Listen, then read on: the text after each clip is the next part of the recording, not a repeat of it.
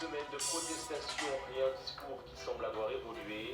Le pass sanitaire, l'obligation vaccinale, désormais au même plan que d'autres actions controversées prises lors du quinquennat d'Emmanuel Macron. Une lutte de tous les instants symbolisée par la présence des gilets jaunes ou encore d'adversaires politiques. Gagner, vive la liberté. J'ai envie de dire, on fait le débat que Macron n'a pas voulu, et on fait dans la rue puisqu'il n'a pas voulu le faire. Il a été à marche forcée à l'Assemblée, au Sénat, en plus avec des gens qui ne sont pas bien résistants dans les assemblées là-bas, qui ont tendance à obéir, et puis un conseil constitutionnel qui s'est prononcé à toute vitesse, qui comme d'habitude s'est soumis. Mais il est où le peuple souverain là-dedans? Il est là. Aujourd'hui, on a des nouveaux arrivants sur le marché de la colère. Et comme nous, Gilets jaunes, ça fait depuis 2 ans et demi qu'on organise des manifs et qu'on a l'habitude du terrain depuis toutes ces années, à nous de les accueillir, de faire en sorte qu'ils puissent manifester dans de bonnes conditions et de pouvoir crier aussi leur colère. L'actuel gouvernement qui maintient sa ligne directrice envers et contre tous les manifestants. Mobilisation générale encore dans le sud-est de la France. Au moins 47 000 personnes ont défilé. Civils à Marseille ou personnel soignant, chauffeurs de taxi ou encore retraités syndiqués ont marché ensemble aux rues de la République. Des lieux de ralliement remplis de symboles, à l'image de Toulousains rassemblés dans le centre-ville et à quelques mètres du monument des combattants de la Haute-Garonne. C'est une loi que nous a imposé le pouvoir, que nous a imposé M. Macron, après avoir promis qu'il ne toucherait jamais aux libertés de circuler dans notre pays. 217 actions recensées dans tout le territoire avec une présence policière des plus accrues. Le gouvernement d'Emmanuel Macron, tensé et donc sous pression à quelques mois de l'élection présidentielle. D'après un récent sondage mené par YouGov, la cote de popularité du président français est en baisse. 28% d'opinion favorable contre 31% au mois de juillet. Une manifestation tous azimuts donc contre le pass sanitaire, contre la vaccination obligatoire et contre la politique sanitaire de l'exécutif. Voyez les analyses d'Isabelle Secolino, présidente d'honneur de l'association commerciale hierroise, et de Gilles Casanova, expert en stratégie et en communication politique. Je me demande vraiment si les gens manifestent contre le vaccin. Je ne pense pas. Ils ont d'autres intentions, ils ont d'autres idées, mais je leur dirais qu'une simple chose. Là, j'ai l'impression que c'est contre l'humanité qu'ils sont en train de défiler. Parce que si nous voulons rester en vie, si nous voulons continuer à travailler, si nous voulons des libertés de vivre, d'aller au cinéma, de danser, de tout cela, eh bien, il faut passer par le vaccin. Nous n'avons pas d'autre solution. Sinon, on va se trouver en novembre, en décembre, fermé, et là, vous n'aurez aucune liberté. Je comprends que certains, peut-être, savent en plus qu'elle est obligée de se vacciner, mais il y a d'autres priorités dans la vie, c'est de vivre. Vous croyez que si longtemps on n'avait jamais été humain, on en serait là aujourd'hui? Peut-être qu'on aurait déjà disparu. Donc, arrêtez. En Israël, 60% de non-vaccinés sont malades, mais 39% de vaccinés et 1% de personnes guéries. Donc on voit qu'avec le nouveau variant, l'efficacité du vaccin, selon les autorités médicales israéliennes, qui est le premier pays qui a été presque entièrement vacciné, est tombé de 90% à 39%. On comprend bien que dans ces conditions, organiser une ségrégation complète de toute la société sur la base des vaccinés à qui on va laisser faire tout ce qu'ils le souhaitent, c'est aboutir à la situation corse. C'est-à-dire une situation dans laquelle on a une explosion de contamination.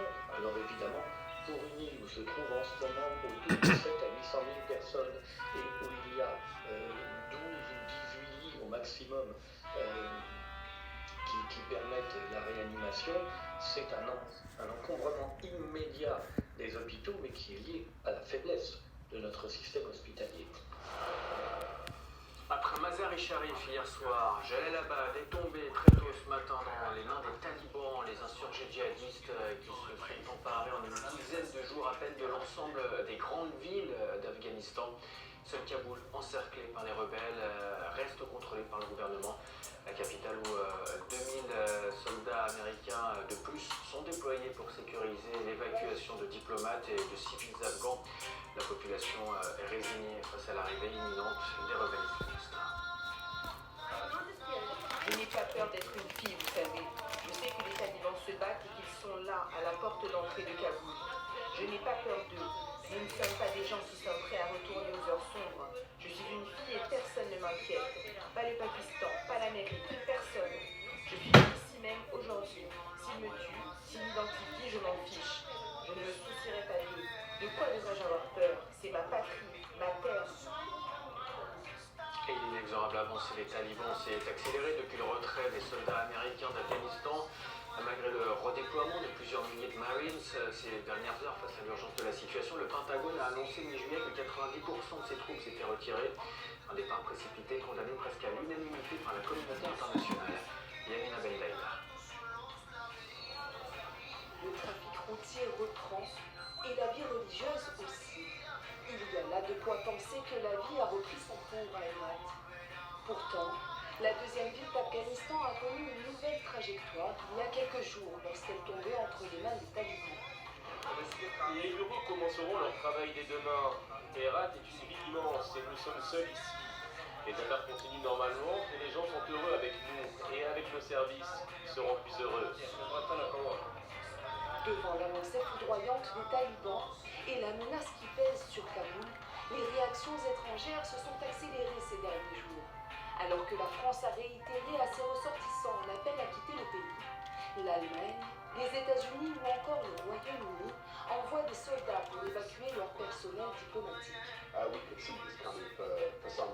Nous pouvions le voir venir depuis un certain temps et nous devions nous préparer à nous retirer. Et c'est ce qui se passe maintenant.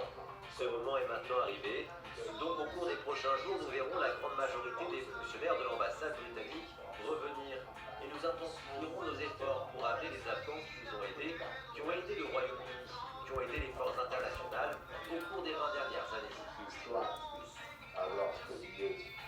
Alors que le départ des diplomaties étrangères s'enchaîne, une volonté de ne pas tourner le dos au gouvernement afghan reste de mise. Motivé par des intérêts économiques et ou politiques, c'est à l'unisson que les diplomaties critiquent le départ des États-Unis, devenu une aubaine pour la progression talibane. Passer à l'acte avant qu'il ne soit trop tard, c'est ce que demande la Chine, qui partage sa frontière avec l'Afghanistan. Troisièmement, nous devons également nous assurer que le chaos ne s'étende pas à d'autres pays.